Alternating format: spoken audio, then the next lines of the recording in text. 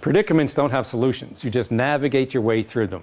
So as companies adopt more digital and social media, they have this predicament and they need to figure out how to manage their way through it.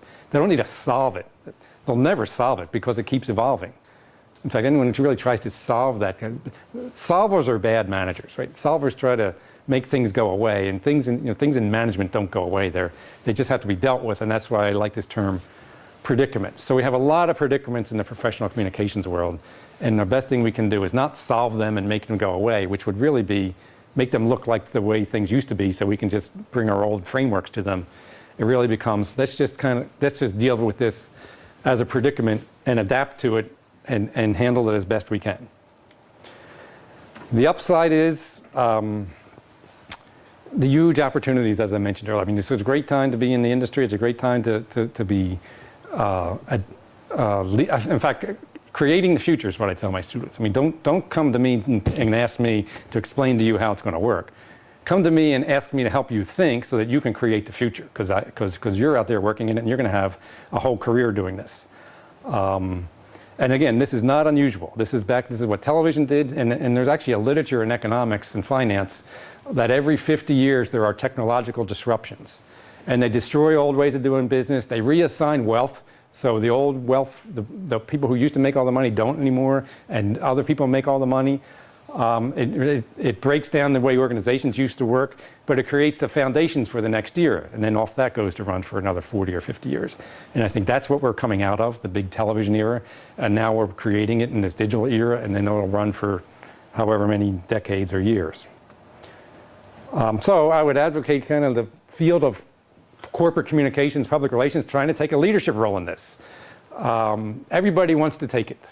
The advertisers think they're number one because they own the brand, and the brand's the most important thing in the world, and it's the company's most important asset in their view, so they shouldn't be in charge of all this stuff.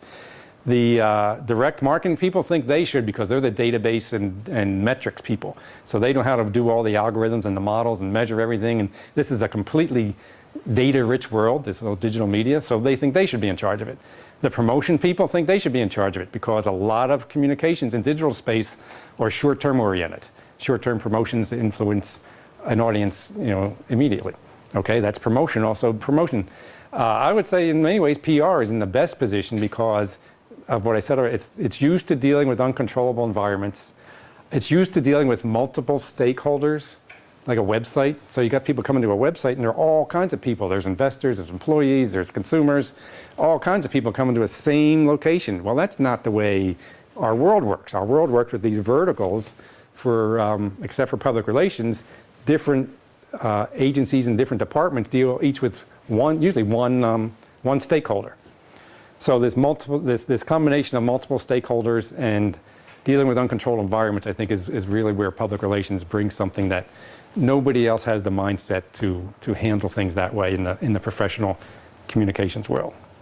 Okay, so I ran a little over, but I think it should be okay.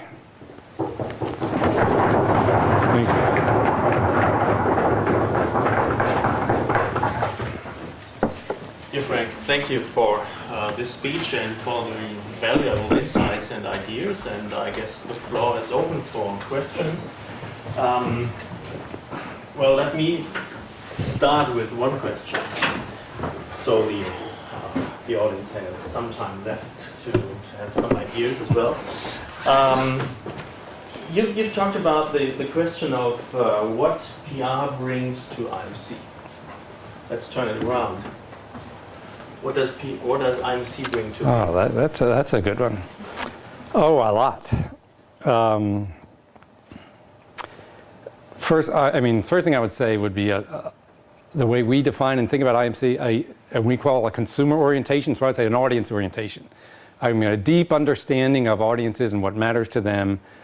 And I don't mean just looking at numbers and data like demographics. I mean really understanding audience insights. So in our journalism program, we have a whole course on audience insights for reporters to really understand how news audiences think and what drives their behavior. So I would say IMC brings consumer or audience insight as a huge value.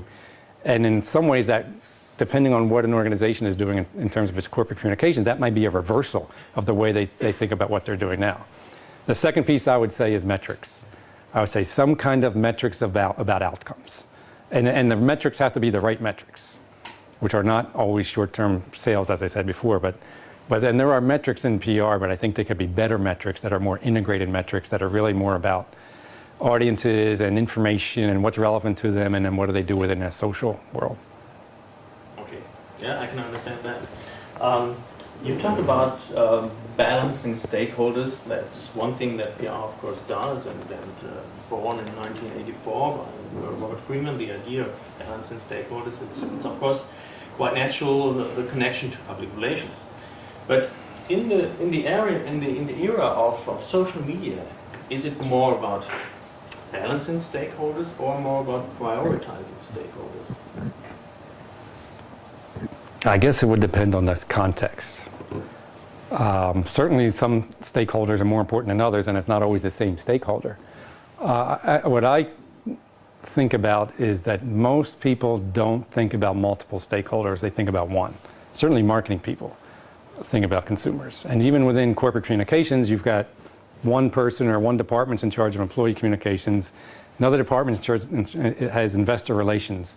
So I think the challenge is to have all departments have at least some sense of other stakeholders and cross-stakeholder communications, because it's not so true anymore that all of the audiences are separate. Some investors might be customers or whatever the case may be. So there are some employees might be customers. Employees have interactions with customers. Those are the kinds of things that we don't deal with very well because we isolate departments within organizations around specific audiences. Yeah, but I mean, in the era of social media, I guess the world is faster again. The world is maybe more, the communicating world is more aggressive than before. When I look at websites, of course, there are always people saying, well done and good products, but there are also a lot of people telling a lot of bullshit about companies. So I guess that might be a point more to have the pressure to prioritize and to be fast in your reaction, and not to lean back and think about balancing it. Yeah, I think you're right. I see the weakness of the word balance because that implies they're all the same, and they're not all the same. So I think prioritizing is a good idea. I would just add to that, it's not always going to be the same stakeholder that's relevant. Yeah, there's a lot of dynamic. Yeah. That's right. Yeah. And of course, you mentioned several times that the general shift that we experience right now is the shift from a controlled environment to an uncontrolled environment. And if the mode of IMC is heavily dealing with controlled environments, with the idea of control and communication, and if you say that this idea is now challenged, what would be the new mode of a new IMC? Well, I think the new mode is what public relations has already been doing and has long been doing, which is knowing that they deal with uncontrolled environments and knowing how to manage through that predicament, versus the kind of more brand advertising approach of trying to control it and looking at the environment and say, I don't like the way my brand is perceived, or I'm going to change it. And I think corporate communications has more of a sense, well, here's what we measure about perceptions, and here's how we're going to adapt to that, and maybe we can nudge people, maybe we can modify it, but it's more comfortable with the uncontrolled environment. Of course, they are used to deal with it, but I'm not sure if they really know how to manage it. I would say maybe it's kind of muddling through it. And yeah, I absolutely. Yeah, it's not managing it, and that's why I made the distinction with the problems and predicaments. It's muddling through, which is a very, and participating in that world, understanding and participating in it versus doing, again, compared to advertising, doing marketing research and then doing communications and pushing something out to try and change what the research showed us, as opposed to muddling through it and being more dynamically adapting and as it goes. One point is maybe or one reason for muddling through is the reason that you said, well, in this new era of digital or social media, however we might call it, is that the consumer has more power than ever before. And of course, I would agree. I guess many of us would agree to this phrase and statement. My question is the consumer mature?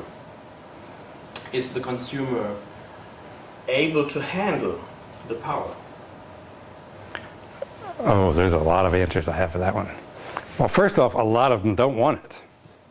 So a lot of people just don't even bother going with there and remain the passive consumer or passive audience member. Secondly, a lot of them, some of them, probably a very small portion, are more enthusiast and really do care, but they're the ones that become more the opinion leaders, using that old term, old phrase. And their weight is overrepresented. So maybe only 5 or 10% of the ones out there are really wanting it and really doing something with it. But in a social media world, their impact gets multiplied quite extensively, as opposed to, maybe a lot of people don't care, and I think a lot of them don't care. In fact, a lot of them are very unsophisticated, but that doesn't mean they're not going to be influenced by somebody else who steps forward as an opinion leader. In terms of, again, a marketing analogy is to innovators in new product adoption, the people who first get the new products and how they influence the rest of the market. The ones who write the reviews, the ones who go online and say a whole bunch of things. And that's, in terms of prioritizing an audience, that's an incredibly important one. Yeah. You just talked about influence, and one of your charts was about influence as well, or more or less at least. You said that, of course, online reputation cannot be controlled by organizations anymore in the digital environment, because it's the collective that has the power and the control. If this is true, and I believe it is, how can online reputation be at least influenced by organizations? By first being understood, which is a huge challenge, and then secondly, by organizations participating in the conversation in an authentic way. And that's, I think, to take something from a slightly different industry, from the news industry, from the reporters. I mean, the news industry is incredibly challenged because, just like the advertisers, they've all been about control. We're going to control what's in the story. We're going to control where the story appears in the newspaper or in the TV show. And it's all very controlled. And now they're giving up control. They're losing control. And they're having to adapt to this. And it's a very different framework that I think the news organizations, and I think a lot of them are doing terrible at it. Because I think much of the best reporting is now done by the non-professional bloggers, who in many ways are actually, who are professionals, they're just not professional reporters. They're economists or whatever the case, investment specialists or whatever the case may be, engineers, technology specialists, and they're blogging, and they are experts in their field versus a lot of reporters who are not. Even the reporters who are dedicated to a certain area, the financial or the Wall Street reporters are not anywhere near the expert, the investment industry that they're covering. And so when investors blog, they're far more expertise. So I think this gets to the authenticity thing. And there's just much more authenticity when it's coming from people who, one, are being forthright and don't have an agenda, and two, not that all bloggers don't have agendas, a lot of them do, but also have a great deal of expertise.